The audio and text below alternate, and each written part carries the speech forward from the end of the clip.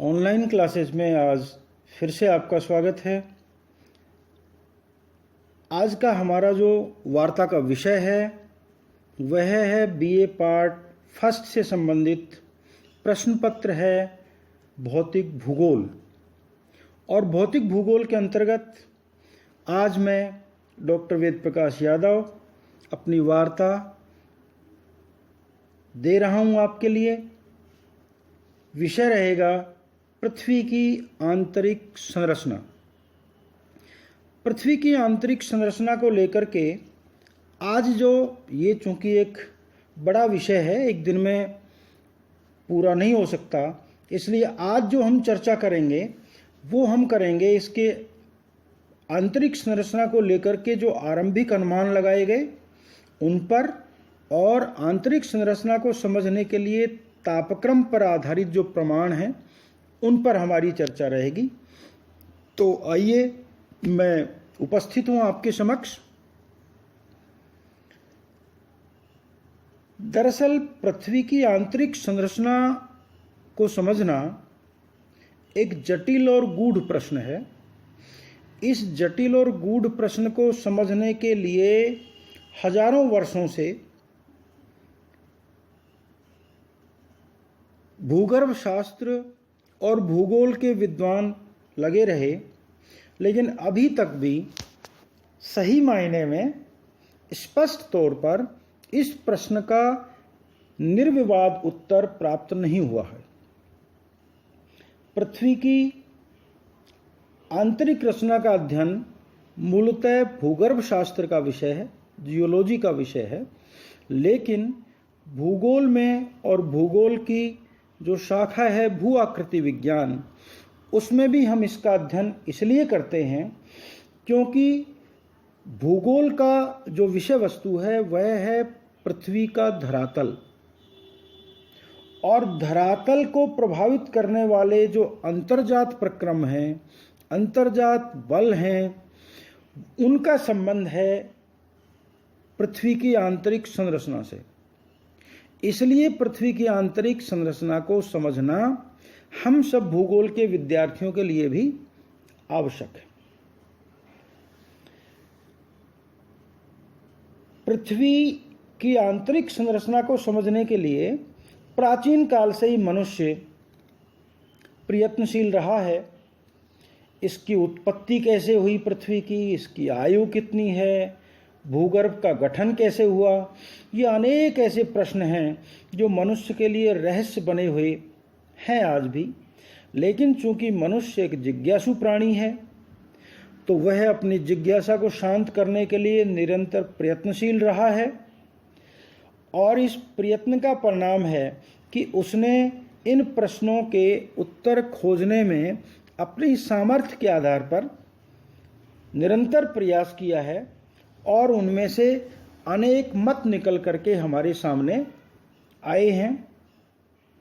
मनुष्य का भूगर्भ संबंधित जो व्यवहारिक ज्ञान है वो वास्तव में इसके धरातल के 5-6 किलोमीटर की गहराई तक का ही ज्ञान है, क्योंकि इससे अधिक प्रत्यक्ष तौर पर मनुष्य धरातल के अंदर नहीं पहुंचा है, भूगर्भ में नहीं पहुंचा है। तो अन्य जो साधन हैं वो उसके परोक्ष ज्ञान पर आधारित हैं, परोक्ष साधन हैं, जिससे कि भूगर्भ की जानकारी के बारे में अनुमान लगाए जाते हैं। कुछ ऐसे प्रमाण हैं जो पुष्ट प्रमाण के तौर पे आज काम में आ रहे हैं। तो आइए आज भूगर्भ की आंतरिक संरचना कैसी है, भूगर्भ की आंतरिक संरचना के बारे में जो विद्वानों के मत हैं वो क्या हैं, उनके ऊपर हम अपनी चर्चा करें। आज की हम वार्ता को, जैसा मैंने पूर्व में आपको बताया है, 2 भागों में बांट रहे हैं। एक है हमारी पृथ्वी की आंतरिक संरचना को, अर्थ इंटीरियर को समझने के लिए जो आरंभिक अनुमान हैं उन पर आधारित वार्ता, और दूसरा है तापक्रम पर आधारित प्रमाण। तो यदि हम बात कर रहे हैं आरंभिक अनुमान की, तो आज से लगभग 2000 साल पहले यूनानी वैज्ञानिकों ने उष्ण जल स्रोतों, पाताल तोड़ कुओं, सक्रिय ज्वालामुखियों इन सब के आधार पर पृथ्वी के आंतरिक भाग में जल, वायु और अग्नि के भंडार होने की संभावना बताई। इसके बाद लगभग 250 साल पहले एक फ्रांसीसी विद्वान हुए जिनका नाम है बाफर। बाफर महोदय ने बताया कि पृथ्वी का जो आंतरिक भाग है वह पर्वतों की अपेक्षा अधिक सघन है, अर्थात उसका घनत्व अधिक है पर्वतों की तुलना में। उन्होंने संपूर्ण पृथ्वी का घनत्व भी आकलित करने का प्रयत्न किया और उनके आकलन के अनुसार संपूर्ण पृथ्वी का घनत्व 5.5 उन्होंने बताया। वो कहते हैं कि आंतरिक भाग रिक्त नहीं है, वायव्य नहीं है और जलपूर्ण नहीं है, अर्थात 2000 साल पहले, जैसा कि मैंने अभी आपको बताया, यूनानी वैज्ञानिकों ने जो कल्पना की उससे उस फ्रांसीसी विद्वान बाफर की मतभेद था, वो उनसे मतैक्य नहीं रखते थे। ज्वालामुखी क्रिया के आधार पर अनेक विद्वानों ने पृथ्वी की आंतरिक भाग को उष्ण और तरल बताया।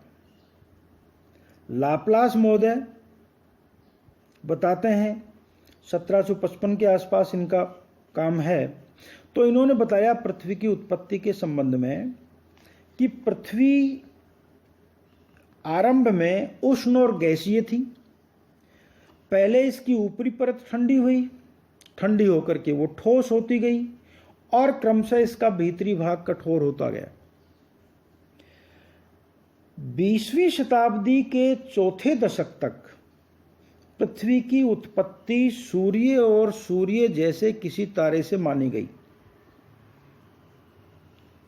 अनेक विद्वानों ने इस पर अपने मत प्रस्तुत किए, किंतु जैसे जैसे इन तारों के बारे में जानकारी प्राप्त होती गई तो तारों की रचना को लेकर के ये स्पष्ट हुआ कि तारों की रचना हाइड्रोजन, हीलियम, मीथेन जैसे हल्के तत्वों से हुई है। और इसकी तुलना की गई पृथ्वी की रचना से, तो पृथ्वी और जो दूसरे जो हमारे ग्रह हैं वो सिलिका, मैग्नीशियम, लोहा आदि तत्वों से बने हैं। इसके मायने ये हुए कि ये तत्व जो भारी तत्व हैं और तारों की रचना में जो हल्के तत्व हैं वो भिन्न भिन्न हुए, उनका घनत्व भिन्न है, उनकी और भौतिक रासायनिक विशेषताएं भिन्न हैं। तो ये बात आई कि इसके अलावा कोई और स्रोत होना चाहिए जो पृथ्वी की उत्पत्ति से संबंधित है। इस भारी पदार्थ के स्रोत को ढूंढने के लिए अनेक विद्वानों ने दूसरी कल्पनाएं की, जैसे गैस और धूल के बादलों से संबंधित उत्पत्ति बताई। तो इस तरीके से भिन्न भिन्न विचार इस पृथ्वी की उत्पत्ति को लेकर के रहे और पृथ्वी की उत्पत्ति से संबंधित ये विचार हमें उसकी आंतरिक संरचना को भी संकेतित करते हैं। भूगर्भ की जानकारी प्राप्त करने के लिए वर्तमान में जो साधन हमारे पास हैं, उन साधनों को, जो कि हमारे कुछ प्रत्यक्ष साधन है, कुछ इसमें परोक्ष साधन है, इन सब में से जो सबसे महत्वपूर्ण साधन है वो है, एक तापमान है, एक घनत्व है, दाब है, पृथ्वी की उत्पत्ति से संबंधित प्रमाण है, ज्वालामुखी क्रिया है और भूकंप है। तो ये महत्वपूर्ण प्रमाण है जो हमारी पृथ्वी की आंतरिक संरचना के बारे में, भूगर्भ के बारे में महत्वपूर्ण जानकारियां देते हैं। तो आइए आज हम इन में से एक महत्वपूर्ण कारक जो तापक्रम पर आधारित प्रमाण है उस पर हम चर्चा करें। भूपटल ठोस है, कठोर है, शीतल है, किंतु जैसे ही हम गहराई में जाते हैं तो तापमान में वृद्धि होती है। यह प्रमाण हमें जब भूगर्भ में गहरी खाने खोदते हैं तो हमें स्पष्ट तौर पर यह प्रमाण मिलता है और यह अनुमान लगाया गया कि औसत रूप से प्रति 1 किलोमीटर पर 5 डिग्री सेल्सियस की तापमान की वृद्धि हो जाती है। गैमो ने अनुमान लगाया कि 50 किलोमीटर की गहराई पर इतना तापमान बढ़ जाता है इस आधार पर कि वहाँ शैलें अपने पिघलाव बिंदु पर आ जाती हैं वो तापमान 1200 डिग्री सेल्सियस से करीब 1800 डिग्री सेल्सियस तक हो जाता है। एक केल्विन नाम के विद्वान हुए जिन्होंने पृथ्वी के इतिहास का विवेचन करते हुए ये बताया कि पृथ्वी 6000 डिग्री सेल्सियस तापमान पर थी और वहाँ से क्रमशः ठंडी होती गई और ठंडी होते हुए उसका ऊपरी जो धरातल है वो ठंडा हो गया और ऊपरी धरातल को ठंडा हुए भी वो मानते हैं करीब 4 करोड़ वर्ष बीत चुके हैं, किंतु पृथ्वी का जो आंतरिक भाग है वो आज भी उष्ण है। इसके प्रमाण उष्ण जल स्रोतों, गीजर, ज्वालामुखी द्वारा जो निष्कासित लावा है उसके द्वारा हमें समय समय पर मिलते रहते हैं। पृथ्वी में गहराई के अनुसार अधिक ताप होने के स्पष्ट प्रमाण मिलते हैं। मरुस्थलों पर, ध्रुवीय प्रदेशों पर और सागरीय तल के नीचे गहराई पर तापक्रम की ऊपरी भाग में भिन्नता पाई जाती है। साधारण गहराई तक जाते हैं, गहराई पर यदि हम देखते हैं तो ऐसा पाया जाता है कि ताप वृद्धि की जो दर है ये भिन्न भिन्न होती है। टुंड्रा क्षेत्र में यदि हम जाएं, जो कि एक शीतल प्रदेश है, वहाँ उष्ण मरुस्थलों की अपेक्षा गहराई में ताप की वृद्धि कम होती है, किंतु अधिक गहराई में जाने पर तापमान की वृद्धि की दर सर्वत्र समान है। चाहे बाहर से हमें कोई वो प्रदेश ठंडा दिखाई देता है जैसे टुंड्रा, चाहे उष्ण मरुस्थल हैं, चाहे मध्य अक्षांशीय प्रदेश है, इनमें गहराई पर जाकर के तापमान समान हो जाता है, तापमान की वृद्धि की दर समान हो जाती है। इस प्रकार उच्च ताप के कारण भूगर्भ में द्रवित शैलों की कल्पना हुई कि नीचे जब तापमान बढ़ता है तो शैलें द्रवित होंगी, जिसका प्रमाण हमें ज्वालामुखी क्रिया के दौरान मिलता रहता है। लेकिन दूसरी तरफ वैज्ञानिकों का कहना है कि पृथ्वी के आंतरिक भाग में तापमान की वृद्धि होती है, लेकिन साथ साथ दाब की वृद्धि भी होती जाती है। चट्टानों के ऊपर की चट्टानों का दबाव निरंतर बढ़ता जाता है और उस दबाव के बढ़ने के कारण जो शैलें हैं वो द्रवित अवस्था में नहीं आ पाती, उनका जो द्रवणांक है वो बढ़ जाता है, मेल्टिंग पॉइंट है वो उच्च हो जाता है, जिसके कारण से वो शैलें ठोस ही रहती हैं। तो ये दाब से संबंधित बात विद्वान मानते हैं। तो उनका मानना है कि पृथ्वी के आंतरिक भाग में शैलें ठोस ही होनी चाहिए। भूगर्भ को उष्ण होते हुए भी ठोस मानना उचित इसलिए है क्योंकि अगर हम इसको द्रव मान लेते हैं तो द्रव मानने में कुछ हमें परेशानी आती है। नंबर एक तो यह है कि जो तरल भूगर्भ है उस पर ठोस भूपटल स्थिर स्थायी तौर पर रह पाए, ये संभव प्रतीत नहीं होता।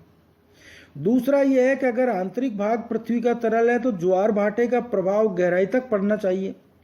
और तीसरी बात यह है कि भूगर्भ अगर तरल है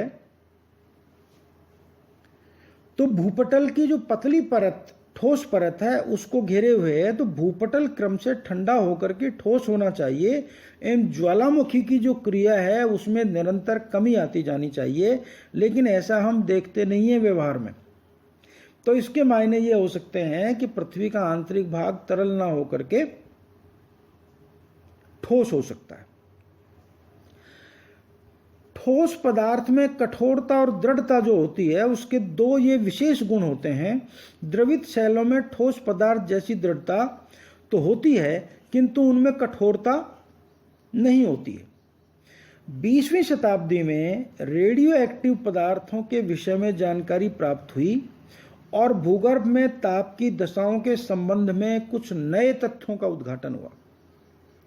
रेडियो एक्टिव एलिमेंट्स के विखंडन से ऊष्मा उत्सर्जित होती है और ऊष्मा उत्सर्जित होने से भूगर्भ में निरंतर ताप की प्राप्ति होती रहती है। ये पदार्थ भूपटल में अधिक मात्रा में एवं भूगर्भ में न्यून मात्रा में पाए जाते हैं। इसलिए भूपटल के नीचे जो अधः स्तर है, सबस्ट्रेटम है, उसमें अधिक ताप के कारण संवहन धाराएं उत्पन्न हो जाती हैं, किंतु अधः स्तर के नीचे रेडियो एक्टिव जो एलिमेंट्स हैं उनकी कमी के कारण भूगर्भ कठोर परत के रूप में स्थिर रहता है। जहां संवहन धाराएं सक्रिय नहीं होती।